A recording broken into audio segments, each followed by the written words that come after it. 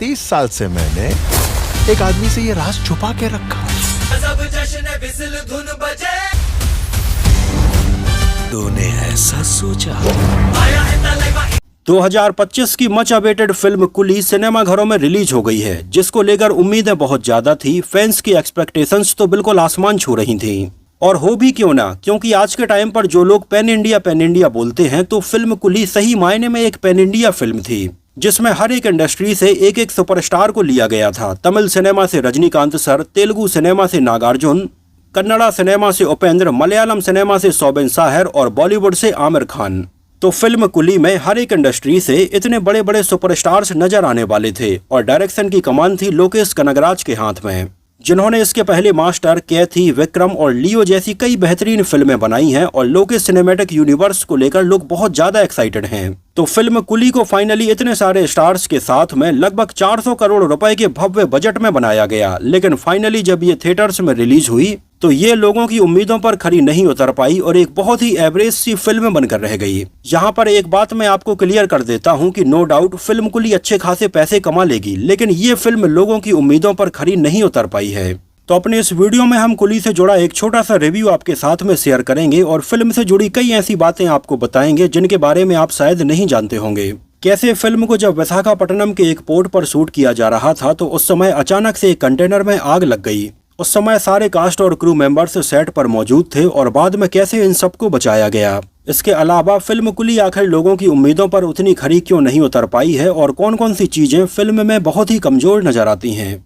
Film कुली में काम करने के लिए रजनीकांत सर को लगभग 150 करोड़ रुपए की फीस दी गई है और डायरेक्टर के तौर पर लोकेश कनगराज को 50 करोड़ रुपए दिए गए हैं। आपको बता दें कि लियो के टाइम पर लोकेश कनगराज को फीस के तौर पर लगभग 25 करोड़ रुपए दिए गए थे, लेकिन इसमें उनकी फीस डबल कर दी गई है। हालांकि वैसे अगर देखा जाए तो फिल्म कुली इतनी खराब भी नहीं है, लेकिन फिल्म का डायरेक्शन किया है लोकेश कनगराज ने, जिन्होंने इसके पहले कैथी और विक्रम जैसी बेहतरीन फिल्में बनाने के बाद में अपना स्टैंडर्ड बहुत ज्यादा हाई कर लिया है और ऑडियंस उनसे और भी अच्छी फिल्मों की उम्मीदें रखने लगी। लेकिन फिल्म कुली में लोकेश कनगराज कहीं ना कहीं फेल होते हुए नजर आए हैं। फिल्म कुली देखते टाइम पर साफ साफ ये समझ में आता है कि जैसे लोकेश कनगराज का उतना इनपुट इसकी कहानी में और स्क्रीन प्ले में ना रहा हो, क्योंकि ये एक बहुत ही फ्लैट सी और बिल्कुल सीधी सीधी फिल्म लग रही थी और कहीं ना कहीं ऐसा लग रहा था जैसे इसकी कहानी और स्टोरी लाइन के बजाय स्टार्स की पावर को कैश करने के ऊपर ज्यादा ध्यान दिया जा रहा हो।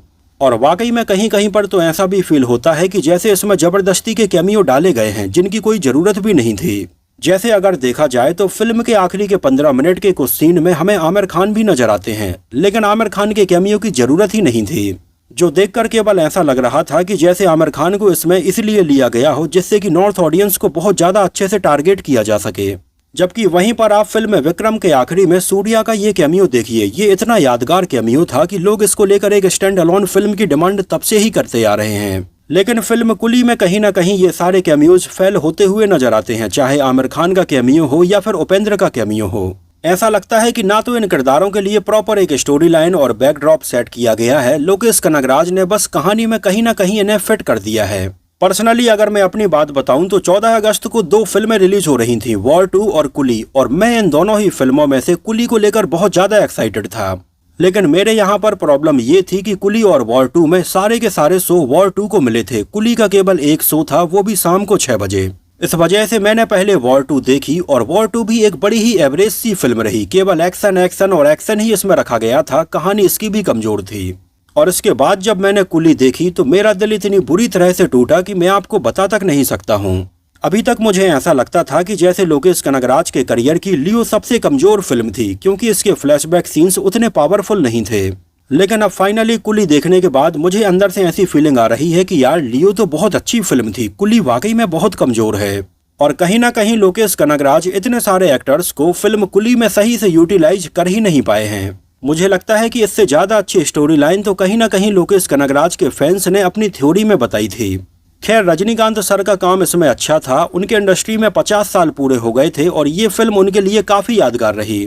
खैर, रजनीकांत सर का काम इसमें काफी अच्छा था। जिस तरह से फ्लैशबैक सीन्स में उनका यंगर लुक दिखाया गया है वो वाकई में काबिले तारीफ रहा। इतनी एज में रजनीकांत सर इसमें जिस तरह से एक्शन करते हुए नजर आते हैं वो फैंस को खुश कर देता है। लेकिन सही मायने में मुझे लगता है कि पूरी फिल्म की जो लाइमलाइट है वो ले गए हैं मलयालम सिनेमा के सुपरस्टार सोबिन साहिर, जिनको आपने इसके पहले फिल्म मंजूमल बॉयज में देखा होगा। और पूरी फिल्म कुली में सबसे हाईलाइटेड परफॉर्मेंस सोबिन साहिर की ही रही। सुरती हसन का काम भी अच्छा रहा, सत्यराज का काम भी ठीक ठाक था, लेकिन आमिर खान और उपेंद्र को पूरी तरह से वेस्ट किया गया है। फिल्म की लोकेशंस अच्छी हैं, बैकग्राउंड म्यूजिक अनिरुद्ध ने दिया है जो कई सीन में अच्छा लगता है, लेकिन कई सीन में ऐसा लगता है कि जैसे ये बहुत ज्यादा हो रहा है। और कहीं ना कहीं जब ये फिल्म चलती रहती है तो इसका बैकग्राउंड म्यूजिक हमें ये फील करवाता रहता है कि अब शायद कुछ बड़ा होने वाला है, अब शायद कुछ बड़ा होगा। लेकिन ऐसा कुछ बहुत ज्यादा नहीं होता है। ये फिल्म अपनी नॉर्मल पेस से आगे बढ़ती रहती है, बस छोटे छोटे ट्विस्ट और टर्न्स हमें देखने के लिए मिलते रहते हैं। तो ये रहा फिल्म कुली को लेकर मेरा एक छोटा सा रिव्यू। अब बात करते हैं फिल्म से जुड़े बहुत सारे अननोन फैक्ट्स के बारे में। आपको बता दें कि लोकेश कनगराज कमल हसन और रजनीकांत सर के बहुत बड़े फैन रहे हैं और इन दोनों की फिल्में देख देख कर ही बड़े हुए हैं। और आपको बता दें कि कमल हसन के साथ में लोकेश कनगराज विक्रम बनाने के पहले रजनीकांत सर के साथ में एक फिल्म बनाने का प्लान कर रहे थे। ये उन दिनों की बात है जब लोकेश कनगराज साल 2019 में विजय सेतुपति और थालापति विजय के साथ में अपनी फिल्म मास्टर की शूटिंग कर रहे थे। उस समय लोकेश कनगराज रजनीकांत सर के घर एक साइंस फिक्शन फिल्म की कहानी लेकर गए थे और इसकी कहानी उन्होंने रजनीकांत को सुनाई भी थी। जो फिल्म बिल्कुल साई-फाई होने वाली थी, इसमें बहुत ज्यादा वीएफएक्स का यूज होने वाला था और रजनीकांत इसमें काम करने के लिए तैयार हो गए थे।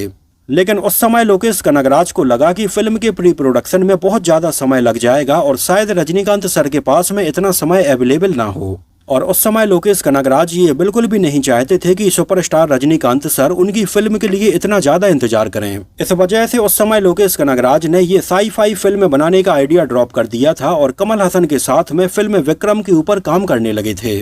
और इधर रजनीकांत सर भी अपनी फिल्म अनाथ थे और जेलर बनाने में बिजी हो गए थे। खैर समय निकलता गया, लेकिन लोकेश कनगराज के मन में अभी भी ये इच्छा थी कि उन्हें रजनीकांत सर के साथ में एक फिल्म बनानी है। और उनके दिमाग में अपने द्वारा लिखी गई एक कहानी का आइडिया आया, जिसको उन्होंने साल 2017 में अपनी फिल्म मनागरम के बाद में लिखा था। हालांकि उस समय लोकेश कनगराज ने अपने द्वारा लिखी गई ये कहानी अपने एक दोस्त को डायरेक्ट करने के लिए दे दी थी। लेकिन आगे चलकर लोकेश कनगराज ने अपने दोस्त से ये स्क्रिप्ट वापस ले ली और इसकी स्क्रिप्ट के ऊपर उन्होंने और ज्यादा काम करना शुरू किया। और रजनीकांत सर की इमेज को ध्यान में रखते हुए ये कहानी एक कुली के इर्द गिर्द रखी गई, जो इसके पहले अपनी साल 1978 में आई फिल्म मुल्लुम मलारुम में, 1981 में आई फिल्म थी में, 1992 में आई फिल्म मनन में और 1993 में आई फिल्म उझेयपल्ली में कुली का रोल निभा चुके थे। तो लोकेश कनगराज ने रजनीकांत सर की इस इमेज को ध्यान में रखते हुए इस किरदार को उन्हीं के अकॉर्डिंग लिखा। जहां लोकेश कनगराज ने रजनीकांत सर के इस किरदार में उनकी कई पुरानी फिल्मों के किरदारों की झलक भी रखी, कहीं उनकी डायलॉग डिलीवरी में और कहीं उनके चलने के स्टाइल में। और लोकेश कनगराज को फिल्म कुली का फर्स्ट हाफ लिखने में लगभग 6 महीनों का समय लग गया था। और जब उन्होंने ये फर्स्ट हाफ कंप्लीट कर लिया तो इसकी कहानी सुनाने के लिए वो रजनीकांत सर के पास में गए। हालांकि उस समय तक उन्होंने सेकंड हाफ तैयार नहीं किया था, लेकिन इसके फर्स्ट हाफ का नरेशन सुनने के बाद रजनीकांत सर को ये कहानी और ये किरदार काफी पसंद आया और उन्होंने इसमें काम करने के लिए हाँ बोल दिया था। और रजनीकांत सर के हाँ बोलने के बाद में लगभग 2 महीनों के अंदर लोकेश कनगराज ने इसका ये पूरा सेकंड हाफ तैयार किया और ये कंप्लीट कहानी बना ली। रजनीकांत सर के दोस्त के रोल में जाने माने एक्टर सत्यराज को साइन किया गया और सत्यराज की रजनीकांत सर के साथ में ये 38 साल बाद आई फिल्म है। इसके पहले ये दोनों साल 1981 में फिल्म मिस्टर भरत में एक साथ नजर आए थे। आपको बता दें कि फिल्म मिस्टर भरत में सत्यराज रजनीकांत सर के पिताजी बने हुए थे, जबकि रियल लाइफ में सत्यराज रजनीकांत सर से उम्र में लगभग 4 साल छोटे हैं। इन दोनों के अलावा नागार्जुन को इसमें नेगेटिव रोल के लिए अप्रोच किया गया और लोकेश कनगराज ने लगभग 6 से 7 महीनों में उन्हें फिल्म के लिए रेडी कर लिया था।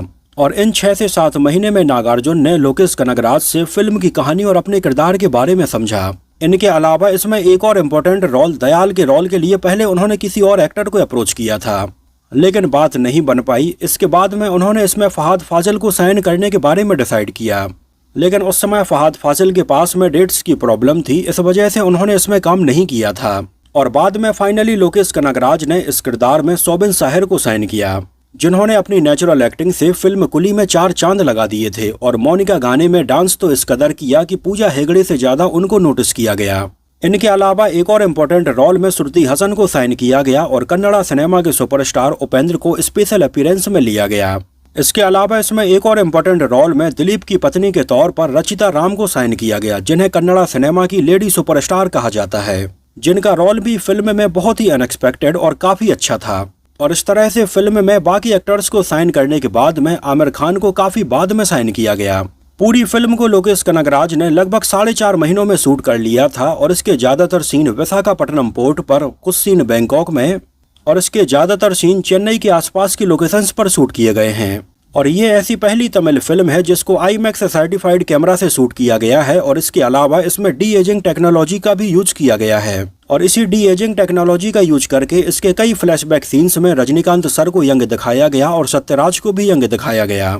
हालांकि आपको बता दें कि साल 2022 में आई कमल हसन के साथ में फिल्म विक्रम में भी लोकेश कनगराज पहले इस डी एजिंग टेक्नोलॉजी का यूज करने वाले थे, जहां इसमें भी लोकेश कनगराज कमल हसन के कई यंग सीन ऐड करने वाले थे और साल 1981 में आई कमल हसन सर की फिल्म विक्रम से इसको कनेक्ट करने वाले थे, लेकिन उस समय ऐसा नहीं हो पाया था और केवल फोटोग्राफ से ही उन्होंने काम चलाया। हालांकि कहा जाता है कि आगे चलकर लोकेश कनगराज ने डी एजिंग टेक्नोलॉजी से इसको बना लिया है और ये हमें कभी भी देखने के लिए मिल सकता है। फिल्म के कई सीन हैदराबाद में भी शूट किए गए हैं और इसमें जो मोनिका गाना पूजा हेगड़े और शोबिन साहिर के ऊपर फिल्माया गया है, इस गाने को एक्चुअली एक जानी मानी इटालियन एक्ट्रेस और मॉडल मोनिका बेलोची को ट्रिब्यूट देने के लिए बनाया गया है। इसके क्लाइमैक्स में आमिर खान वाले जो सीन हैं उनको जयपुर के पास में एक रेगिस्तान में शूट किया गया है और आमिर खान ने मात्र 5 दिनों में अपने सीन कंप्लीट कर लिए थे। ये फिल्म जब विशाखापट्टनम पोर्ट पर शूट हो रही थी उस समय एक बहुत बड़ा हादसा हो गया और फिल्म के सेट पर तेज आग लग गई। हुआ ये था कि फिल्म की शूटिंग के टाइम पर पोर्ट पर बहुत सारे अलग अलग कंटेनर मौजूद थे और उनमें से एक कंटेनर में लिथियम बैटरीज रखी हुई थी और अचानक से एक लिथियम बैटरी में ब्लास्ट हुआ और पूरे कंटेनर से तेज आग की लपटें निकलने लगीं। हालांकि इस दौरान सारे कलाकार और क्रू मेंबर पोर्ट पर ही मौजूद थे, लेकिन किसी को कोई भी चोट नहीं आई। बाद में फायर ब्रिगेड बुलाकर इस आग पर काबू पाया गया और फिल्म के सीन शूट किए गए।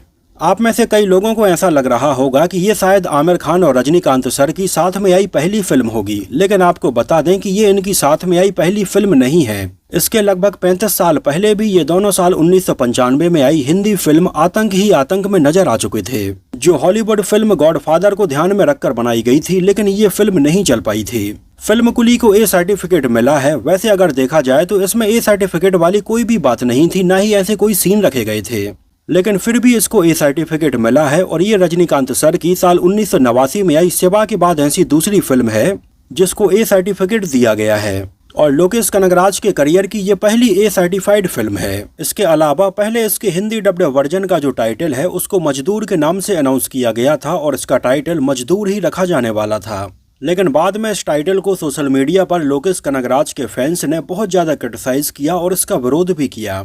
तो बाद में फिल्म के मेकर्स ने इसके हिंदी डब्ड वर्जन का टाइटल मजदूर से बदलकर कुली द पावर हाउस कर दिया था। हालांकि फिल्म कुली ऑलरेडी प्रॉफिट में आ चुकी है, जहां इसने अपने पहले ही दिन में लगभग 151 करोड़ रुपए का वर्ल्ड वाइड कलेक्शन किया है। इसके अलावा अमेजन प्राइम वीडियो ने इसके लगभग 110 करोड़ में OTT रिलीज के राइट्स खरीदे हैं।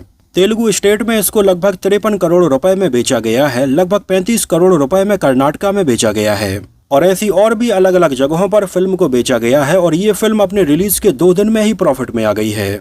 तो दोस्तों, ये तो बात हुई फिल्म कुली के रिव्यू के बारे में और फिल्म से जुड़ी ऐसी कई बातों के बारे में जिनके बारे में शायद आप नहीं जानते होंगे। खैर, मुझे तो फिल्म कुली से बहुत ज्यादा उम्मीदें थीं, लेकिन ये मेरी उम्मीदों पर तो खरी नहीं उतर पाई है। आप लोगों को ये फिल्म कैसी लगी हमें कमेंट सेक्शन में जरूर बताना। और आपको क्या लगता है कि फिल्म में कौन कौन सी चीजें अगर सही होती तो फिल्म कुली भी लोगों को उतनी ही पसंद आती जितनी की कैथी और विक्रम आई है। हमें अपनी राय और अपना ओपिनियन कमेंट सेक्शन में जरूर बताना। तो इस वीडियो में इतना ही। अगर ये वीडियो आपको पसंद आया हो, मेरी मेहनत आपको पसंद आई हो, तो इसको प्लीज लाइक करके मुझे इस बात का जवाब जरूर दीजिए। तो मिलते हैं किसी नए वीडियो में कुछ और ऐसी ही इंटरेस्टिंग और रोचक बातों के साथ।